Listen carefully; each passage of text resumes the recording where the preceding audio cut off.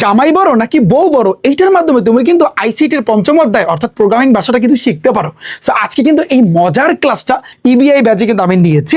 So এখন তোমরা প্রশ্ন করতে পারো যে ভাইয়া জামাই বড় হবে নাকি বউ বড় হবে, এর মাধ্যমে কিভাবে প্রোগ্রামিং এর ভাষা শেখা যায়। তুমি একটু খেয়াল করো, এই যে কোশ্চেনটা তুমি দেখতে পারতেছো জামাই বড় নাকি বউ বড়, এটার মাধ্যমে কিন্তু পুরো প্রোগ্রামটা আমি কিন্তু ওদেরকে করাই কিন্তু দেখাইছি। এবং আজকের যে ক্লাসটা, এই ক্লাসটা কিন্তু মেইন ক্লাস ছিল আজকের আমার প্রাইভেট ব্যাচে। এই ক্লাসটা কিন্তু যারা দেখেছে ওদের কিন্তু এই যে হাতে খড়ি, প্রোগ্রামিং এর হাতে খড়িটা কিন্তু হয়ে গেছে।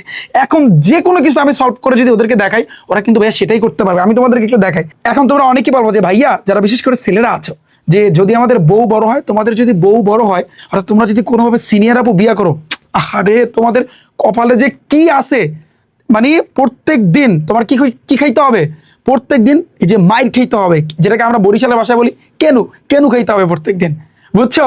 সো যারা ছেলেরা আছে তোমরা আবার সিনিয়র আবু বিয়েটিয়া কিন্তু করো না, ঠিক আছে? এটা তোমাদের জন্য কিন্তু পরামর্শ থাকবে।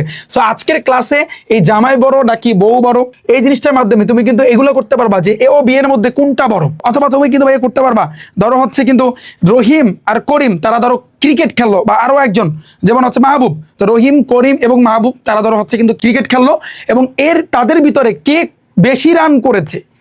তার মানে কি ওই একই সিস্টেম, অর্থাৎ এই প্রোগ্রামটা আমরা কিন্তু ভাইয়া ইফ এবং এলস এর মাধ্যমে, এটার মাধ্যমে কিন্তু আমরা কিন্তু করতে পারি। আজকে কিন্তু সেই টেকনিক আমার ইবিআই ব্যাচে আমি করাই দিছি। তো অনেক দিন পর আজকে আমি কিন্তু আইসিটি ক্লাসটা কিন্তু শুরু করেছি, কারণ এতদিন পর্যন্ত আমার কিন্তু এসএসসি 26 ব্যাচদের নিয়ে আমি ওদেরকে কিন্তু পড়াইছি, এই জন্য টাইম দিতে পারি নাই। এখন ইন্টারমিডিয়েট এইচএসসি 26 ব্যাচ 27 ব্যাচ তোমাদের কার্যক্রম শুরু হলো। ইনশাল্লাহ কন্টিনিউয়াসলি কিন্তু আমার ক্লাস হবে। আমার জাস্ট এই প্রোগ্রামিং ভাষা এই চ্যাপ্টারটা আছে, এর পরবর্তী চ্যাপ্টারটা আছে, এবং প্রথম দুইটা চ্যাপ্টার আছে। ইনশাল্লাহ আমি কিছু দিনের ভিতরে আমি টার্গেট দিয়েছি ফুললি কমপ্লিট করে দেবো, এবং আমার ইংরেজি কিছু বিষয় বাকি আছে, সেগুলো কমপ্লিট করে দিলে ফুললি কিন্তু ভাইয়া ডান।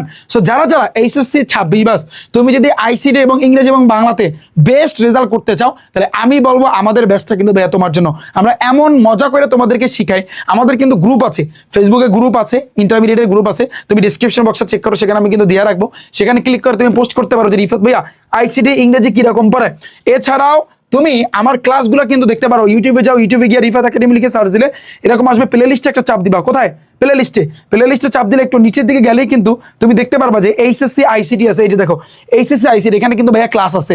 ভাইয়া ক্লাস দেখে তুমি ডিসিশন নাও যে ভাইয়ের কাছে তুমি পড়বে কিনা। তো আমাদের ব্যাচে ভর্তি হইতে চাইলে গুগল ক্রোমে গিয়ে rifatakademy.com লিখে সার্চ দাও, আমার ওয়েবসাইটে চলে আসবে। এখানে আসার পর একটু নিচের দিকে যাবা, দেখো এখানে আছে এইচএসসি 26।